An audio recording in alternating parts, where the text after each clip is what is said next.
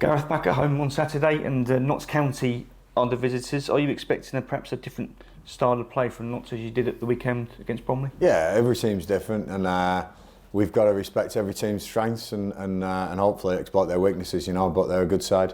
Obviously lost McGoldrick, who was a big player from last year, but they seem to have replaced well with Dennis, up front, and Jatta obviously is going to be a good player in this division. So we've got to look at them and respect them and know what they bring. And yeah, there's sort of a philosophy runs through the club, and it has done for a few years now, which is nice to see, because they recruit obviously players and managers to suit that philosophy. We've got to be on it. Yeah, we've got to be on it again.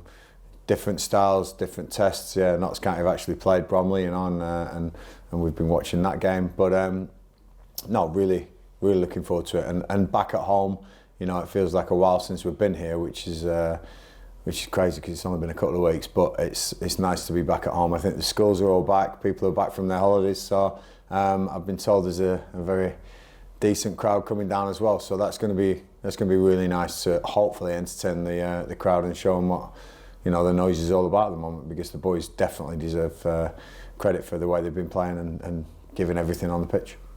Must be a great place to be right now. There's a real good vibe around the place as the manager. When you know you've got that positive environment, that must be so nice for you and Dobbo for all the management staff. Yeah, listen, it's great. It's something we've built over the summer, and the test comes when everyone's fit and you've got this 21 players who are all capable of playing in League Two.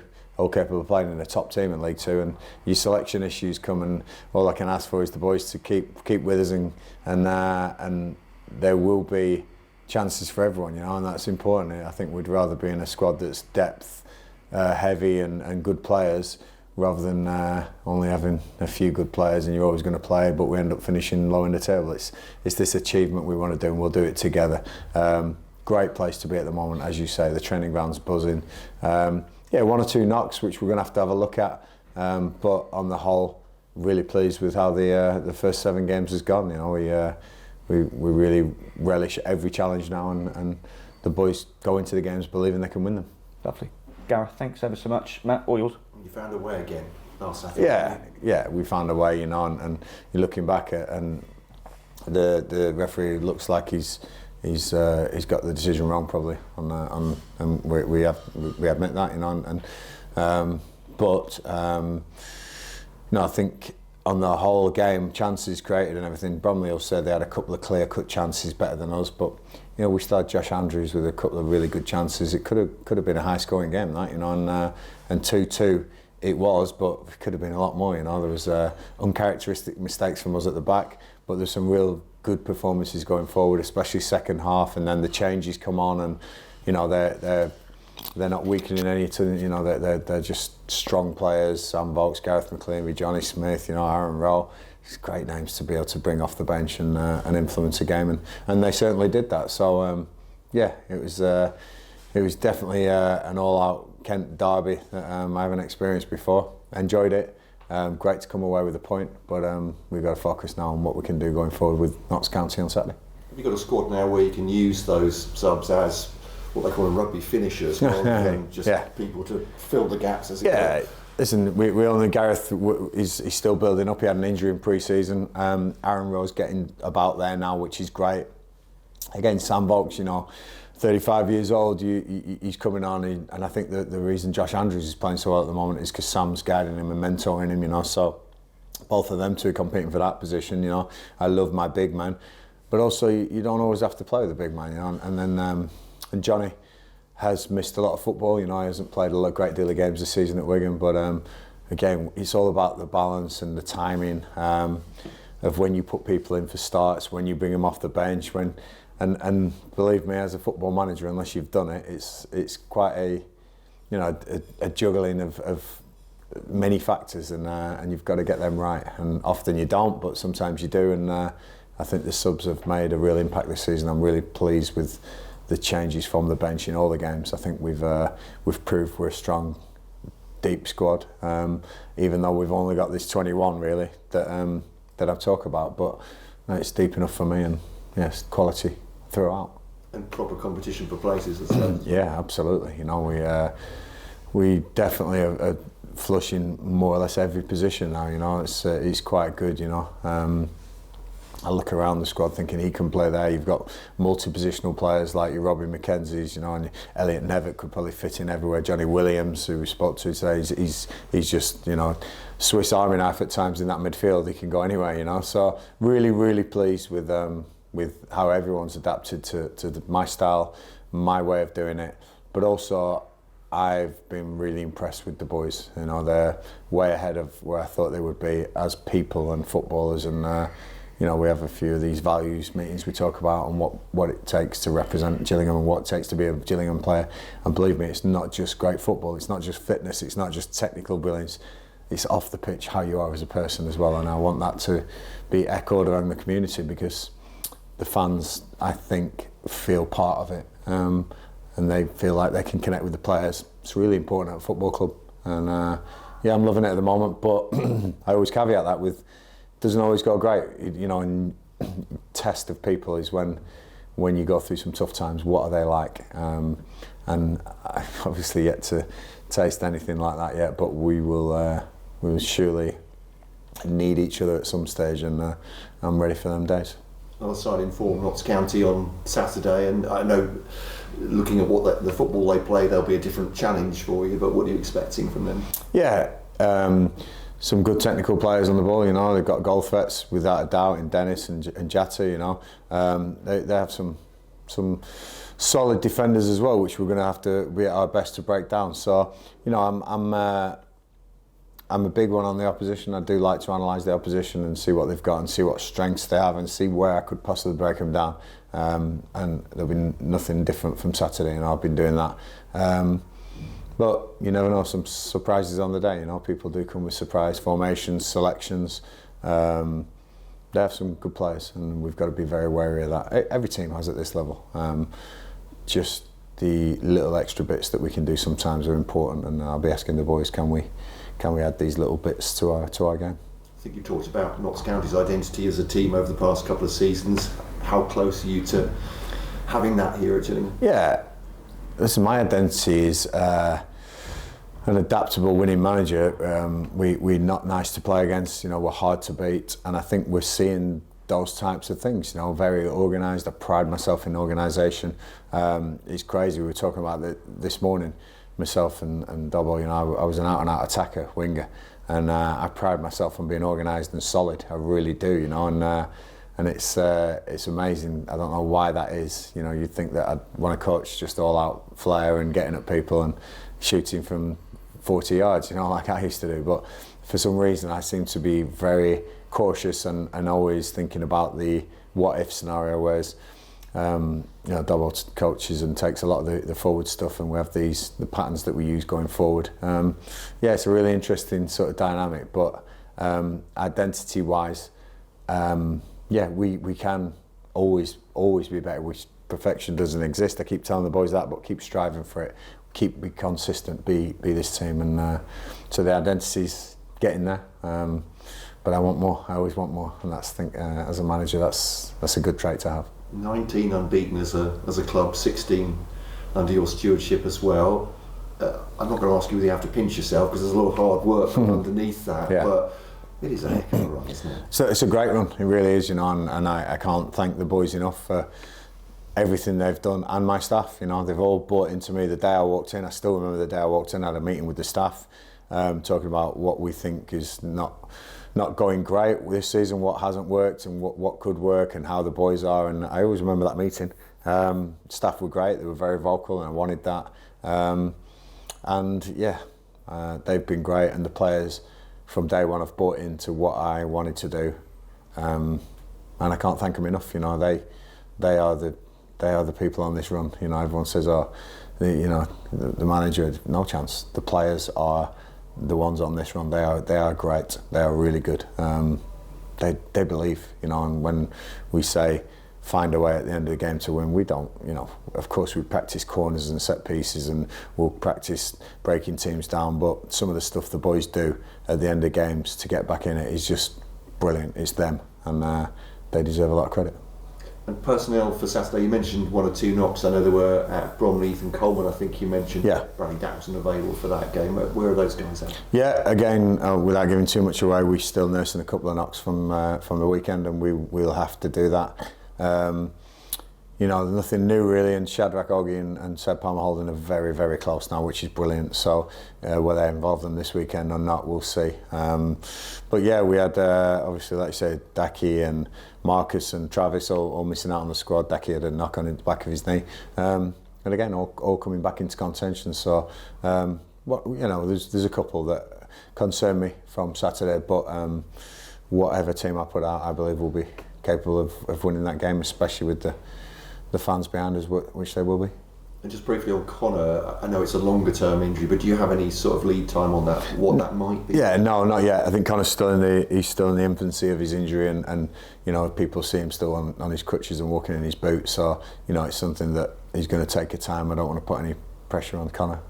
He'll be back when he's ready, and but Travis stepping in at the moment is a great deputy for Connor, you know, and I'm sure he's learning a lot being here. And I know you're not taking anything for granted, but there's a buzz around the place, isn't there? Supporters are coming in their numbers, both home and away as well. How good is it, particularly to be home here at Priestfield? Honestly, it's brilliant. And like I say, when it's going well, it's probably a little bit easier. I'm going to need you when it's not going well, because it always happens at football clubs. But at the moment, please enjoy it, you know, because you went through some bad times for a couple of years, and I just want you to enjoy this and think, you know what, that was worth sticking with the team. And you know, there's a lot of easy routes in football to go and glory hunt and go and support someone else in a higher division maybe or something. It's those people who come and still travel back to where they're from, Gillingham, to come and support their local team. There's loads of them, and I connect with those type of people because I'm Blackburn through and through. I'll never change. You know, you don't change your team, and you take the good and the bad with it. And I'm hopefully delivering some good times from at the moment, so enjoy it while it lasts, and when we're not all singing and dancing, get behind us, because we'll bring it back together. Cheers. Is this your longest unbeaten run as a manager, or have you had longer? I don't know, you'll have to ask Statmans, but I don't recall going as long as this unbeaten. It is over a couple of seasons, but you know, we've had some nice runs at end of seasons and things like that, but yeah, I can't recall really, so it's one for the Statman. I know I've had some losing runs where I haven't won for a while, so they definitely don't get forgotten. But on this one, I'll have to say there'll be somebody more qualified than me to say whether this is my longest. I would assume so, because it has been quite a while, and it's been great. Now, Johnny Williams was in here earlier telling us how much he's enjoying it, and I mean, having players enjoying their football is key, isn't it? Absolutely. It's not just football, it's work. Anyone who enjoys their job does it better. You know, if you enjoy your job, you do it better. And that's, for me, that's big. And that's why my job, as much as it's tactics, as much as it's winning games, it's making these players feel like they belong to Gillingham and they enjoy being at Gillingham and they want to play for this club. That's huge for me, you know. It's not all about do this, do that. It's making the environment so key. And it's really nice to hear them enjoying it, because that's one of my big drivers, you know. It's one of my big things. Enjoy it. You've got to enjoy this. You can't not like your job. We have one of the best jobs in the world, you know.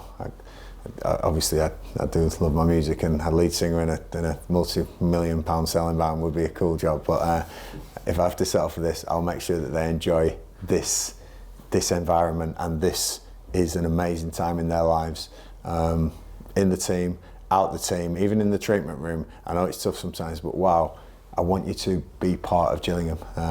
So it's nice to hear that they enjoy it, and I think that we're seeing the results of them enjoying being a Gillingham player.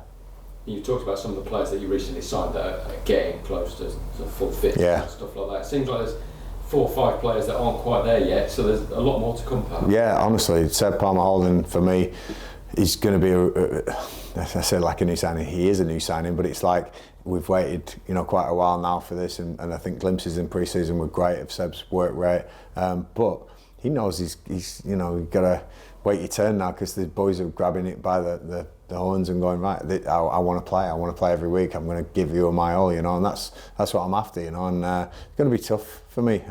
Shadrach, you know, coming back again, and I think when he went out of the team, he was one of the top interception winners in the league at the time, you know. it's so good to have these players of this calibre back. You and Williams not far away at all now either, you know, out on the grass. So yeah, real great to see them all out there. And like I say, enjoy your role, boys. Enjoy whatever you do. But you're a big part of it. Everyone is, you know, and I'm really pleased that, you know, we've got this. You know, I've got to thank Brad and Shannon for backing me and helping me get the calibre of some of these players in and saying, right, this is what I want to do, this is how I want to do it, and they've let me get on with it, which is great. Marcus and Travis missed out on the weekend. Is it a case of just having to win their place in the team when they're coming up? Yeah, I mean, you know, there's not many people doing anything wrong at the moment. Even Marcus Wiley, probably the last thing he did was score a goal, you know, in the Virtue Trophy, and then before that at Chesterfield he scores a goal, you know. So really tough decisions, you know. So really tough decisions, and Travis comes in and doesn't really put a foot wrong. So, but I'm fair, and none of the other players have put one wrong to deserve to be out of the team yet, and that's really hard. And the hard bit is probably making the boys understand. And but that's my job, you know. I'm going to shy away from it. I've never shied away from confrontation, whether it was in a challenge on the pitch or a you know, debate off the pitch. I'll always.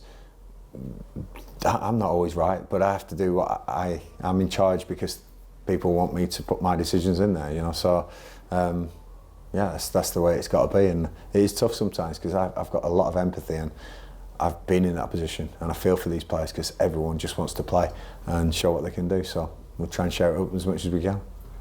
Maybe just pick up on something you mentioned the other day about training facilities and getting it all in one place in your own training ground. What's your sort of big vision for the training setup here? Yeah, I'd love this club to. I would love this club one day to probably be in a different division than we are now, and have our own training ground. And this is Gareth Ainsworth's dream. This is my dream. This is like, there's all sorts of money needs to be paid and things to be bought and things. But you know, you have this utopian vision of like, this is how I want the boys, you know, arriving at a training ground which is ours and all that sort of stuff. And we'll get there one day, you know. It does take money and success and things like that, but I intend to work really hard to try and reach that. And almost these boys can maybe, you know, a legacy of that for Gillingham, because, you know, we're you know, it's tough not having your own training ground. It's tough, you know, some other teams have, but we're in a very affluent part of the world. We're in southeast of the country, you know, land's expensive, buildings are expensive, upkeep's expensive, standard of living's going through the roof. Totally understand it. It's just a utopian vision of like, how cool would it be when you see on the TV sometimes all these flashy training grounds and that, and you just want to be part of it, you know. But what I will say is the club have backed me with doing up the dressing rooms. They've done these rooms up themselves. They've made it as good as it possibly can be for these boys, and I know the boys appreciate it. I really do. I just want always to be better and bigger and stronger, and that's, I think, it's probably called ambition, you know, and that's what I will be until the day I stop doing this. It's important to have the long-term goals as well as the short-term, isn't it? Yeah, and I think that you can never give up on your long-term goals. Football is it's looked at as very short-term sometimes. Twice a week you get judged, you know, whereas, you know, companies get judged every 6 months or once a year, you know, on what they turn. We're constantly getting judged, and are you good enough? Are you this? Are you that? You know, it is tough sometimes, but never lose hope of that long-term vision. Thinking, right, you know, the short term, it's never linear. It's never success is like it's always like this. But as long as we're sort of slanting upwards, that's where I want to go, and hopefully we can get there. Cheers. On Buster Oldham, you'd have taken 4 points from us all they go. Yeah. No, the journeys are crazy, you know, really is. Yeah, but boys travel well, you know. They're together in that. But yeah, it's again, it's part of where we are and who we are. Well, I guess, has it actually surprised you how quickly everything seems to have come together? Yes and no. No, because it's football, and you know, this club was probably for the last 2 or 3 years they had success. I remember this time last year, I think Gillingham was sitting top of the league, and I'm very wary of that as well. You know, so I'm not saying it has come together yet. I'm saying that it's going in the right direction. It's about keeping it in that direction now. You know, we haven't achieved anything yet. We haven't got there yet. So that's the no bit. You know, I'm not surprised that we haven't got there yet. It takes time. It does take time, and it is crazy. It judges over time, football managers and football clubs, but it's very seldom done. But I think we've got some good owners, and fortunately for me, I think in the last 2 years, Brad and Shannon have held their hands up and said, "Oh, we've made a few mistakes here. We've learned as well," which is brilliant to have as owners. They're so good. So I'm still making mistakes. A lot of games on the book, but still make mistakes. But as I say, the upward curve is what I want to get on this club. Yeah. Was there ever any panic on the bench on Saturday? No, there wasn't. You know, there was a. Even at 2-0 down after, what was it, 12, 15 minutes, I thought we could get something out of the game, honestly. And that, for me, it was a super feeling to be able to go, you know what, we're not out of this. We get one back here, we're right in this. I wanted one back before half-time. I thought we had some good chances. I knew that we would create chances. There wasn't a panic. There was even a calmness when I had 4 subs ready to get changed and we scored just as they were coming on. I said to the boys, look, sit down a minute here.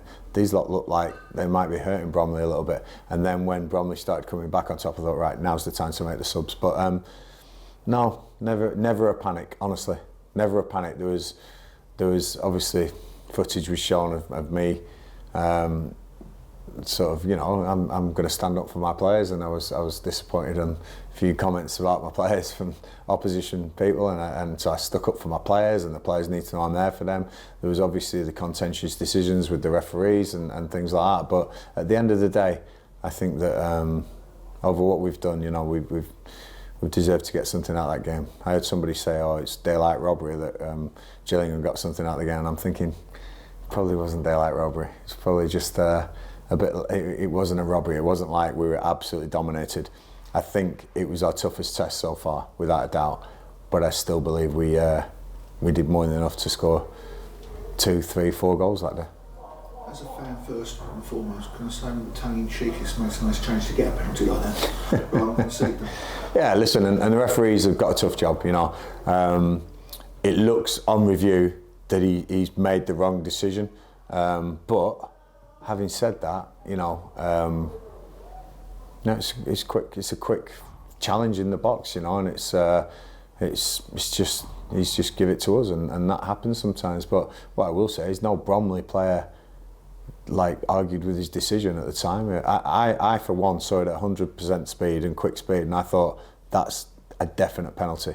I thought right on the pitch, I thought that's a definite penalty. So it's only when you slow it down to the you know, frame by frame that people rip this game apart, and sometimes that can be frustrating. But no, it's nice to have got something out of the game, and I'm sure that, you know, the decisions will go against us this season as well. People always saying Gareth Ainsworth, Gillingham were top of League Two. How much is Gareth Ainsworth thankful for the man who stands next to him? Yeah. You are talking about Richard Dobson, aren't you? Yeah. There's, we come as a pair, you know. We as I said, you know, we are very opposite, polar opposites in personalities and probably the way we work, you know. But we do come together quite regular on, and when we come together in an office, it's always an open forum, and I always want people's voices. I always want people's opinions. Always, I will never ever dismiss anyone for having an opinion, because they're all valid. It's just I make the final decision, and the best bit about not just Dobbo but Pete Gill and Darren and the various people in the room, even Jack, my analyst, when I make that decision, even if they don't agree with it, they'll go, okay, that's what we're going to do, that's what we're going to do, and they're right behind me, and that's massive for me. You know, not once has anyone ever said, I told you so. I don't think they would, but they never have. It's always been, when we walk out of that room and we decide how we're going to play and what we're going to do, everyone's in unison. So yeah, Dobbo's been like that from day one, and he means so much to me, and I think he knows that, and we have some nice moments together, and he's been right there all throughout. I said to Johnny, 19 unbeaten sounds nice, but 20 sounds better. No pressure, yeah. We got to see what happens on Saturday. Like I say, carrying a couple of knocks. Hopefully they'll recover by then. But if not, we've got a deep enough squad to go and give Notts County a good game. You know, it's something we want to do as a football club. I want the boys to get a record. You know, I'm not going to say we haven't looked at it. Of course, we know it's all over the press and social media nowadays. Well, great to be a part of that. That would be fantastic for you as a football player. You know, those little moments count so much, and it's something special. But it's not too special to take our focus off the performance of what we're going to do against Notts on Saturday, and hopefully there'll be a big bumper crowd to get right behind us. Good luck. Thank you. Thank you.